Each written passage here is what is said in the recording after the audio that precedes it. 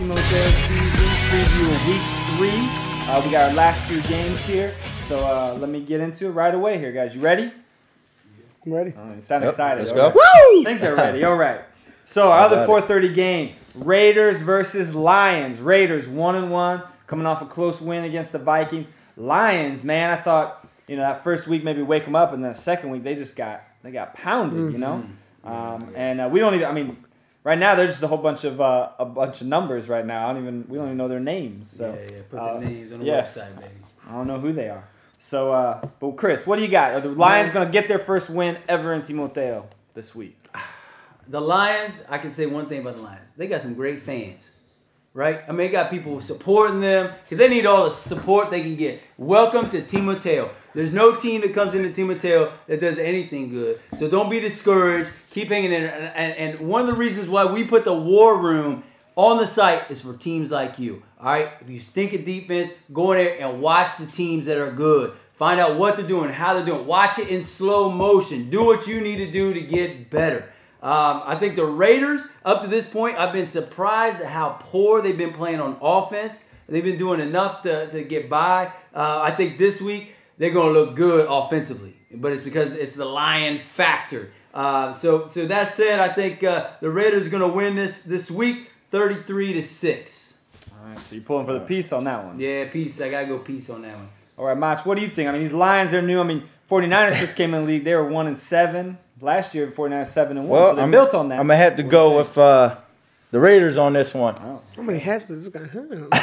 I think Louis Graciani, I believe his last name is, will have a big, humongous game in this one as the Raiders win 32, Lions 6. All right, buddy. You going to pull for the Lions in this one? Let me tell you, I've been picking the Lions every week, right? And it's because I see something in the Lions, all right? They've been able to score points, you know what I mean? Defensively, they still haven't got it together. But offensively, they have a nice little core there with George, Manny, and Aaron. I mean, I don't know if you guys see Manny. Manny had a heck of a catch in the end zone. He's a kid with the scruffy hair, number 22, who looks pretty... Number 22. Oh, okay, now I know who you're talking about. Yeah, number 22, Manny. That's his name. And yeah, so they're still learning. I mean, the Raiders, they made a switch at quarterback this week. I seen Josh playing quarterback, and I mean, now he might get his first start from what I hear in this game against the Lions. I mean, I guess this is the game to do it against. But I don't know if Josh can handle it. I don't know if he can handle the load. I think it's going to depend on the Raiders' defense this week. And Ricky's been playing good. I mean, he said he wants to go for Defensive Player of the Year. He got a pick 6. I think that's, I mean, we can see what he continues to do this year. But I think the Lions are going to score points. And I think with their fans rallying behind them, I think they might get their first win this week. And I got them winning 27-26. All right. Okay, so we got someone pulling for the Lions there. 6 o'clock game, Packers-Jets. Packers 2-0, Jets 0-2. What's going to happen? Jets going to pull one out finally? Well, the Jets look real good for a half last week. They actually were beating the Panthers at halftime. They came out strong. You could tell they've been preparing. They're playing their hearts out. But then the second half, they forgot to play. They got shut out. Panthers spanked them the second half. The Jets, in order for them to win, they have to actually play both halves of the football game. They play both halves of the football game. The chances of winning increase a lot. The Jets, I just don't think, I still think there's a Jets factor, right? Just like there was last year. I think they're still a year or two away from stepping up and really winning some games. They got to pull together as a team. They're getting closer. They played real hard, but I think the Packers are going to be too much. I mean, they got folks like Christian and Khalil and Allen out there. And how can you stop those three? The big three. I have no idea. So I see the Packers taking it to them 38-13. All right. What do you think, Mach? How do you think the Jets are going to handle the big three? I'm going to have to agree with Chris on this one. The Packers are going to take it. The big three will do their thing. It's going to be a big statistical game for them as they steamroll over the Jets, 38-6. Also, shout out to Mach. Your stats for last week, 4.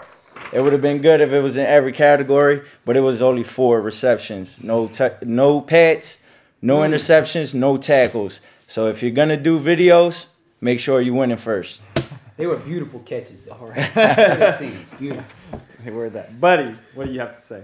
Well, I'd say the Jets, they looked a little bit better this last week against the Panthers. It looked like they added a couple players.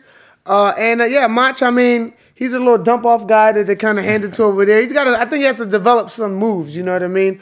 And then you have Tashim, who also looked like a factor in this game. But I just think the Packers just overmatch them. I think in every category, the Packers are just a little bit better than them. And I think Kwa here is in for a big game this week. He has yet to have a reception. And I think he's going to break out this week here. First week was Christian.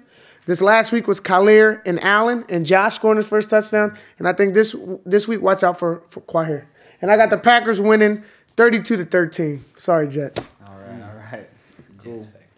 That's a Packer sweep, I believe, right? Yeah. All right. So, final game. Vikings-Cards. A big game for the Vikings. 0-2.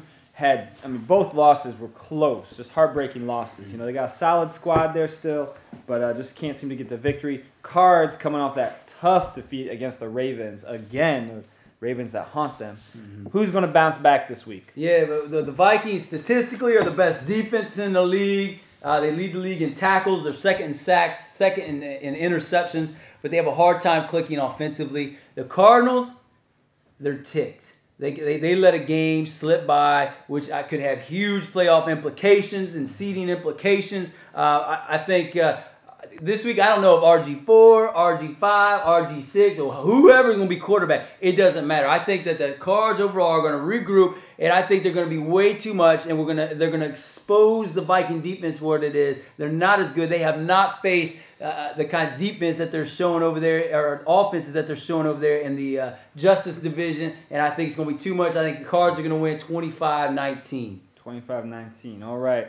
What, you got a hat or a shirt or something for us? Well, on the opposite note, I'm going to take the Vikings in this one.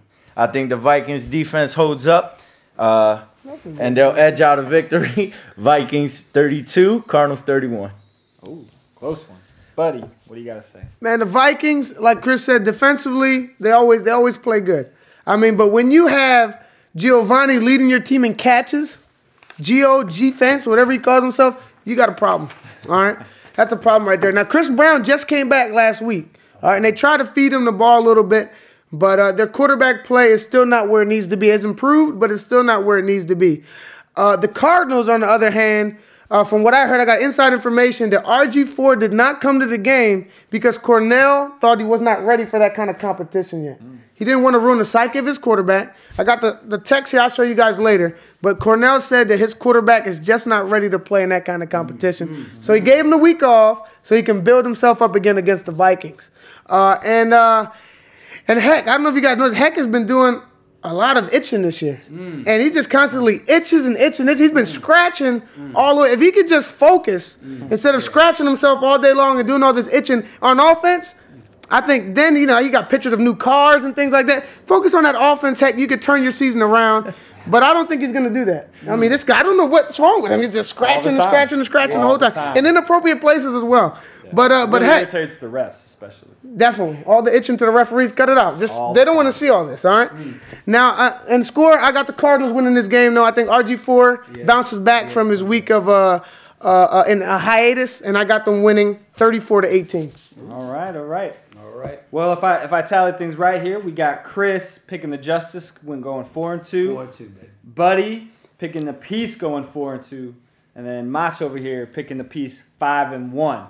So definitely favoring their own divisions there, but have to see what happens. So Rise of the Justice. Yeah, is that going to be the title next week? Is that what we're going to say? Right. Play defense, or is it going to be the Peace as usual? We'll have to see.